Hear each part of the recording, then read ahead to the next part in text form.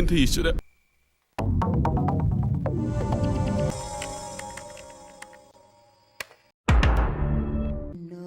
തല്ലിപ്പൊളി പടങ്ങൾ കണ്ട് വേദന അനുഭവിക്കുന്നവർക്ക് വേണ്ടി സംസാരിക്കാൻ ഉണ്ടാക്കിയ ചാനലാണ് മൈ ടേൺ. സ്ക്രിപ്റ്റ് ഇല്ലാത്ത പടങ്ങൾ, കഥയില്ലാത്ത പടങ്ങൾ, കള്ളപ്പണം വെളുപ്പിക്കാൻ എടുക്കുന്ന പടങ്ങൾ എല്ലാം മൈ ടേൺ വിളിച്ചെത്തു കൊണ്ടുവരും. ഇങ്ങനെയുള്ള സിനിമകൾ നിങ്ങളുടെ കണ്ണിൽപ്പെട്ടാൽ ഉടനെ എന്നെ അറിയിക്കുക. നീ കണ്ട സിനിമയുടെ പേര് പറ. No evidence. നിന്റെ എത്ര മണിക്കൂർ പോയി? 1 മണിക്കൂറും 48 മിനിറ്റും. പടത്തിന്റെ പ്രശ്നം? വെറുപ്പിക്കൽ. ഉദാഹരണം? 1500 ഉദാഹരണങ്ങൾ. അതിലൊന്ന് ആർക്കും അഭിനയിക്കാൻ അറിയില്ല. വിഷമിക്കേണ്ട മകനെ, നിനക്ക് വേണ്ടി ഞാൻ സംസാരിക്കാം.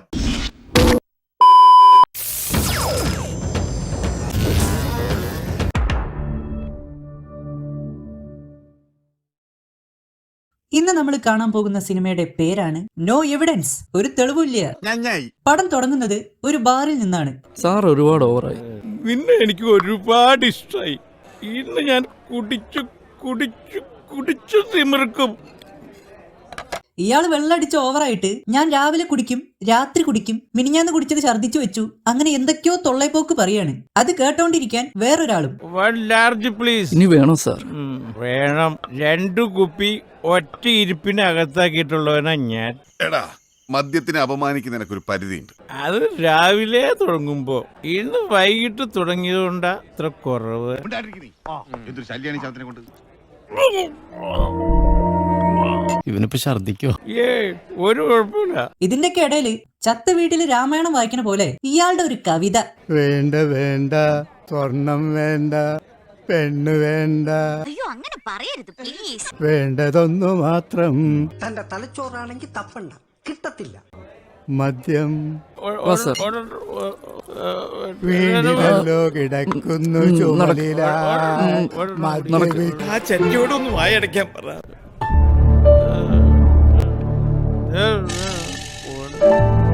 A few moments later.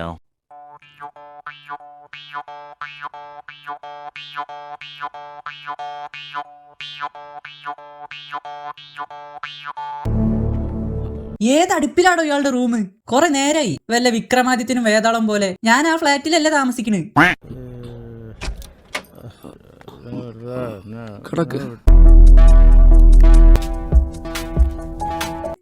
ഇവൻ എന്തിനാ ഗ്ലൗസ് ഒക്കെ ഇടുന്നത്?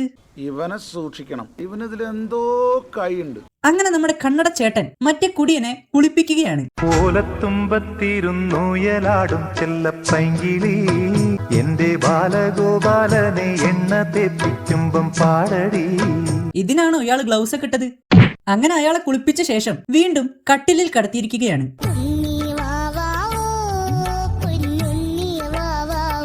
കണ്ണട ചേട്ടൻ AC ഓണാക്കിയ ശേഷം ഫാനും കൂടി ഇട്ടിട്ട് അവിടുന്ന് പോയി.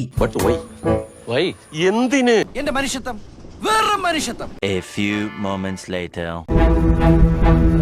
ഇത് ഇയാള് BGM-അനുസരിച്ച് സ്റ്റെപ്പ് ഇടുന്നതല്ലാട്ടോ, തണുത്തിട്ട് കിടന്ന് വിറയ്ക്കണതാണ്. With extra strawberry flavour. അങ്ങനെ നമ്മുടെ കുടിയൻ ചേട്ടൻ ചത്തു. കുടിയൻ ചേട്ടന്റെ മരണം അന്വേഷിക്കാൻ എത്തിയ പോലീസുകാർ അവരുടെ അന്വേഷണം ആരംഭിക്കുകയാണ്. ആരാണ് കൊലയാളി? അമിതമായി മദ്യപിച്ചതിന് ശേഷം അബോധാവസ്ഥയിൽ വെള്ളത്തിൽ കുതിർന്നു കിടന്നാൽ, അതും ഹൈയസ്റ്റ് കൂളുള്ള AC റൂമിൽ, ബ്രെയിൻ സെൽസിനെ അത് ബാധിക്കും. പിന്നെ അയാൾക്ക് ബെഡിൽ നിന്ന് പരസഹായമില്ലാതെ എണീക്കാൻ സാധിക്കില്ല. അയാൾക്ക് അല്ലെങ്കിലും അതിനൊന്നും സാധിക്കില്ലായിരുന്നു. നിരങ്ങിയിട്ടാണ് അയാൾ ആ റൂമിൽ തന്നെ എത്തിയത്. മറ്റൊരു സാധ്യത ഒന്നും കാണുന്നില്ലല്ലോ. No. Are you sure? No evidence. ഇവിടെ വെച്ചാണ് നമ്മുടെ പടത്തിന്റെ ടൈറ്റിൽ കാണിക്കുന്നത്. ഇത് വീണ്ടും അടുത്ത ആള് കുടിക്കാൻ തുടങ്ങുകയാണ്. അഡ്വാൻസ് കഴിച്ച് പറഞ്ഞ തുകയിലും 10 ലക്ഷം രൂപ കൂടുതലുണ്ട്. സോ നമ്മുടെ കണ്ണടക്കാരൻ ചേട്ടൻ ഒരു പ്രൊഫഷണൽ കില്ലറാണ് കേട്ടോ. ഇവന്റെ പേര് ഋഷി. അടുത്തത് ജ്യൂസ് വന്നിട്ടുണ്ട്. അല്ല, ഇതിൽ ഈ തീറ്റയും കൂടി മാത്രമേ ഉള്ളൂ. 5 വർഷമായി കല്യാണം കഴിഞ്ഞിട്ട് ഒരു നല്ല വാക്ക് പോലും എൻ്റെ അടുത്ത് പറഞ്ഞിട്ടില്ല. ഒരു കുഞ്ഞുണ്ടാവാൻ ഏതൊരു പെണ്ണിനും ആഗ്രഹം ഉണ്ടാവില്ലേ? ജ്യൂസ് തന്നെ അല്ല ഇത്. അല്ല, വെള്ളടിച്ചെന്തൊക്കെ വർത്താനം പറയണു. ഏതൊരു പെണ്ണിനും ആഗ്രഹം ഉണ്ടാവില്ലേ? അത് പറഞ്ഞ ഋഷിക്ക് മനസ്സിലാവില്ല. പിന്നെന്തിനാ അവനെ വിളിച്ചു വരുത്തിയത്? ഈ ജ്യൂസിന്റെ പൈസ കൊടുക്കാനോ? എന്നാലും ഞാൻ സംസാരിക്കട്ടെ, എന്നിട്ടും മതി നോട്ടീസ്. ഡയലോഗ് പറഞ്ഞാ പോരെ, അതിനെന്തിനാണ് ഇവനിങ്ങനെ മുക്കണത്? എന്റെ എല്ലാ ആപത്ത് സമയത്തും എന്നെ സഹായിച്ചത് നിഷയുടെ പപ്പ മേനൻ സാറാ. ഞാൻ സംസാരിച്ച് ശരിയാക്കും. സൗണ്ടിന് എന്ത് പറ്റി? സിനോജിനെ ഞാൻ നേർവഴിക്ക് കൊണ്ടുവരും. ആദ്യം നീയൊന്ന് നേർവഴിക്ക് നടക്ക്.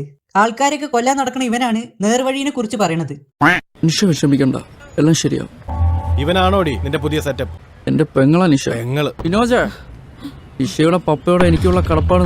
എന്താ എന്താ എന്താ നിഷയുടെ പപ്പയോടെ എനിക്കുള്ള കടപ്പാട്. നിഷയുടെ പപ്പയുടെ ഒരിക്കലുള്ള കിടപ്പാട് എന്താ കടുകോ പൊട്ടിത്തെറിക്കണ്. ഇനി ഒരു മാരക ഫൈറ്റാണ്. ഓ, ഈ വയ്യാത്ത ആൾക്കാരൊക്കെ ആണോ ഫൈറ്റിന് വന്നിക്കണത്? ഒരുത്തിന് തണ്ടല് കടച്ചില്, ഒരുത്തനാണെങ്കിൽ ജലദോഷം, വേറൊരുത്തൻ എന്തോ തിന്നിട്ട് ചീറി തുടക്കിയാണ്. ഇയാളെന്താ കാട്ടണ്? ഭരതനാട്യോ? ഒരുത്തന്റെ പെടലി വിളിക്കുന്നുണ്ട്.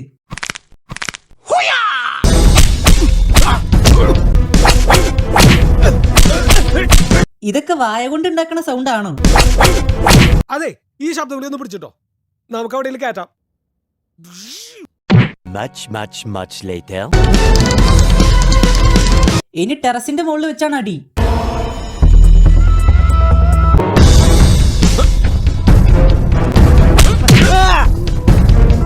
ഏയ്, നിങ്ങൾ ആരും കണ്ടിട്ടില്ല, പേടിക്കണ്ട. നീയൊക്കെ എന്താടാ സാറ്റ് കളിക്കണ? എല്ലാം നമ്മ ആളുങ്ങതാ ഒളിഞ്ഞിരിക്ക ലക്ഷണം എന്താ മാതിരി. ഇനി നമുക്ക് കിങ് ഓഫ് ഡെവിളിനെ കണ്ടിട്ട് വരാം. ഞാൻ Shankar Mahadevan, the god of gods, the king of the devils. തോന്നിയത് പറയുന്നതിനൊരു അതിരില്ലടാ. എന്റെ ജ്യേഷ്ഠൻ സമ്പാദിച്ച സ്വത്ത് ആ ഉരുമ്പട്ടവൾ അനുഭവിക്കാൻ ഞാൻ സമ്മതിക്കില്ല. അതിന് തന്റെ സമ്മതം ആർക്കു വേണം? ഇവിടെ മസിൽ പവർ അല്ല ആവശ്യം, ബുദ്ധിയാണ് ആവശ്യം. എന്ന് വെച്ചാൽ തനിക്കില്ലാത്തത്. ആരതി എന്ന് പേരുള്ള ഒരു കോടീശ്വരിയെ ഈ ശങ്കർ മഹാദേവന് കൊല്ലണം. അതിനു വേണ്ടിയിട്ട് ഇപ്പൊ ആ പ്രൊഫഷണൽ കില്ലറില്ലേ ഋഷി, അയാൾ ഇങ്ങോട്ട് വിളിച്ചു വരുത്തണം. സോ അതിനു വേണ്ടിയിട്ടാണ് ഇയാളുടെ ഈ കൊണ. എനിക്കറിയാവുന്ന ഒരു പയ്യനുണ്ട്. He's a professional killer. ഇതിൽ എന്റെ പ്രതിഫലം 50 lakhs. No, 1 crore. എ ഗ്രേഡോ? ഏതിലാ കണക്കില? Advance 25 lakhs. 25 lakhsന്റെ കനം കാരണം ആ ബാഗ് മറിഞ്ഞു വീണു. Advance 25 lakhs. ആ ബാഗിൽ അയറടിച്ചു കൊണ്ടുവന്നിരിക്കണോ? The next day. ഇതാണ് നമ്മുടെ നായിക, കോടികളുടെ ആസ്തിയുള്ള ആരതി. ഇവളെ കൊല്ലാൻ വേണ്ടിയിട്ടാണ് ഋഷിയെ ഏർപ്പാടാക്കിയിരിക്കുന്നത്. പിന്നെ ഇതാ ഞാൻ പറഞ്ഞ ഡ്രൈവർ. ഇനി മറ്റൊരു പെൺകുട്ടിയുടെ ഒരു ക്യൂട്ട് സോങ്. സംഭവം ക്യൂട്ട് സോങ് ആണ്, പക്ഷെ സ്റ്റെപ്പ് കാണുമ്പോൾ നമുക്കൊരു നാടോടി നൃത്തമായിട്ട് തോന്നും.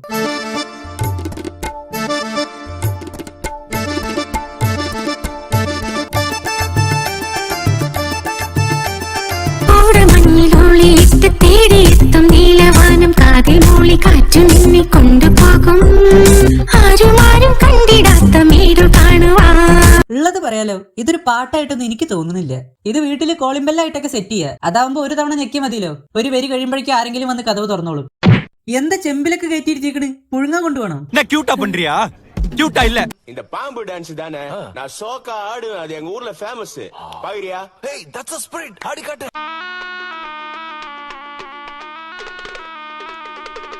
இன்னும் யாராவது கொத்தணுமா? இன்னும் 2 பேர் அவ்வளவுதான்.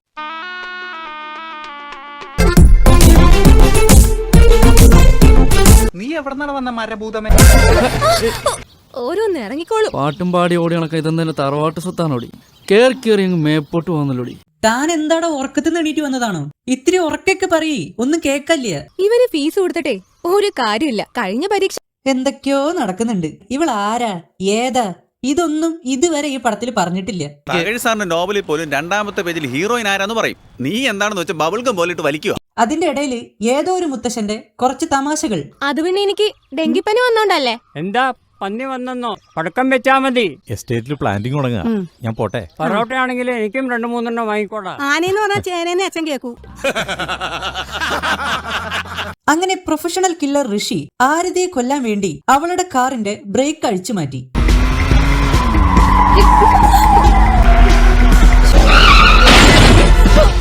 അങ്ങനെ ആ കാർ അപകടത്തിൽ അവൾക്കൊന്നും പറ്റിയില്ല. എന്നിട്ട് വേണം നാട്ടുകാരെ കൊണ്ട് പറയിപ്പിക്കാൻ. പറയട്ടടോ, അതൊരു രസല്ലേ? പറയട്ടടോ, അതൊക്കെ ഒരു രസല്ല. കുറച്ച് കഞ്ഞിയുടെ വെള്ളം തരട്ടെ ചേട്ടാ. ഒന്ന് മര്യാദയ്ക്ക് സംസാരിക്കോ? ഞാൻ കോമഡി ഫീൽ ചെയ്യാതിരിക്കാൻ വേണ്ടി തന്നെയാ കട്ട ബാസിൽ സംസാരിക്കുന്നത്. നീ ഇങ്ങനെയൊക്കെ സംസാരിക്കുന്നത് തന്നെയാണ് ഏറ്റവും വലിയ കോമഡി. പറയട്ടടോ. പെട്ടെന്ന് എന്താ സംഭവിച്ചതെന്ന് എനിക്കറിയില്ല. ഞാൻ സ്കിപ്പ് ഒന്നും ചെയ്തിട്ടില്ല. നോക്കുമ്പോണ്ട് ഈ പേരറിയാത്ത പെൺകുട്ടിക്ക് പ്രൊഫഷണൽ കില്ലറോട് സ്നേഹം തോന്നിയിരിക്കുന്നു.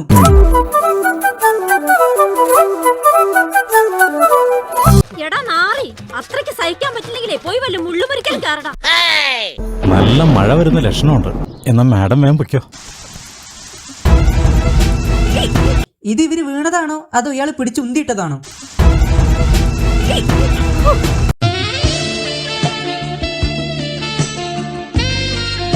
ഇനി കോടീശ്വരിയായ മേഡവും കില്ലറും തമ്മിലൊരു പാട്ട്. ഒരു വണ്ട് പോലെ ഞാൻ. A few moments later. പ്രിയപ്പെട്ട അളിയന് വീട്ടിലെല്ലാവർക്കും സുഖമാണെന്ന് കരുതുന്നു.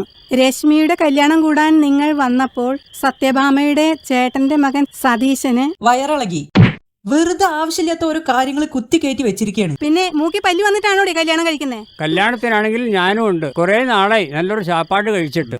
അല്ലെങ്കിൽ തന്നെ എല്ലായിടത്തും ഉണ്ടല്ലോ ഇത്. ദൈവം തമ്പുരാനായിട്ട് കൊണ്ടുവന്നതാ. ഇനി നമുക്ക് കില്ലറുടെ കാര്യത്തിലേക്ക് കടക്കാം. അല്ല, ഞാൻ ഈ മല കയറിയതും ഒരാളെ കൊല്ലാനാ. ആരെ? ആരതി തമ്പുരാട്ടിയെ. നല്ല എമൗണ്ട് ആണല്ലോ. എന്നിട്ട് എന്തിനെ കൊന്നില്ല? ഞാൻ ശ്രമിച്ചിരുന്നു. Okay okay. പക്ഷെ ഇന്ന് എനിക്ക് നിന്നെ ഒന്ന് നുള്ളി നോക്കാൻ കൂടി സാധിക്കില്ല. ഞാൻ ചെയ്ത ഓരോ തെറ്റുകൾക്കുമുള്ള ശിക്ഷ എന്നെങ്കിലും ഞാൻ അനുഭവിക്കണം. ഇയാൾക്ക് ബാക്കിയുള്ള പരിപാടിക്കൊക്കെ നല്ല ഉഷാറാണല്ലോ. സംസാരിക്കാൻ മാത്രം എന്താ അത്രയ്ക്ക് ബുദ്ധിമുട്ട്? ഇനി തൂക്കാറിൽ കുറഞ്ഞ ശിക്ഷ ഞാൻ പ്രതീക്ഷിക്കുന്നില്ല. പക്ഷേ ഞാനിവിടെ ഉള്ളപ്പോ നിന്റെ ദേഹത്ത് ഒരു തരി മണ്ണിടാൻ പോലും ആർക്കും സാധിക്കില്ല.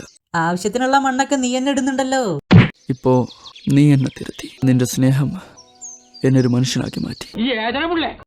ആരതിയെ കൊല്ലാൻ തനിക്ക് പറ്റില്ലെന്ന് കില്ലർ ശങ്കർ മഹാദേവനോട് പറയുകയാണ്. ആ സങ്കടം മറക്കാൻ ശങ്കർ മഹാദേവൻ വീണ്ടും കുടിക്കുകയാണ്. ഇനി കുറെ ആവശ്യമില്ലാത്ത കല്യാണവും കഥപറച്ചിലൊക്കെ വരുന്നുണ്ട്. അതൊന്നും താങ്ങാനുള്ള ശക്തി എനിക്കില്ല, നിങ്ങൾക്കും ഉണ്ടാവില്ല. അതുകൊണ്ട് ക്ലൈമാക്സിലേക്ക് കടക്കാം. ആരതിയെ കൊല്ലാൻ ശങ്കർ മഹാദേവൻ തന്നെ നേരിട്ടിറങ്ങുകയാണ്. അവസാനം അയാൾ കൊന്നു അയാളെ തന്നെ.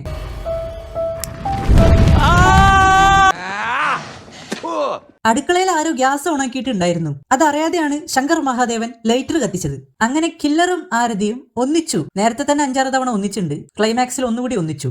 അതോടെ ഈ പടം കഴിഞ്ഞു. ഈ പടത്തിൽ ഇപ്പൊ നല്ലതെന്ന് പറയാൻ എനിക്ക് തോന്നിയത് ഈ പടത്തിന്റെ ടൈറ്റിലാണ്, നോ എവിഡൻസ്. എന്റെ അഭിപ്രായത്തിൽ ഇങ്ങനെ ഒരു പടം എടുത്തിട്ടുണ്ടായിരുന്നു എന്നുള്ളതിന് ഒരു തെളിവുണ്ടാവാൻ പാടില്ല.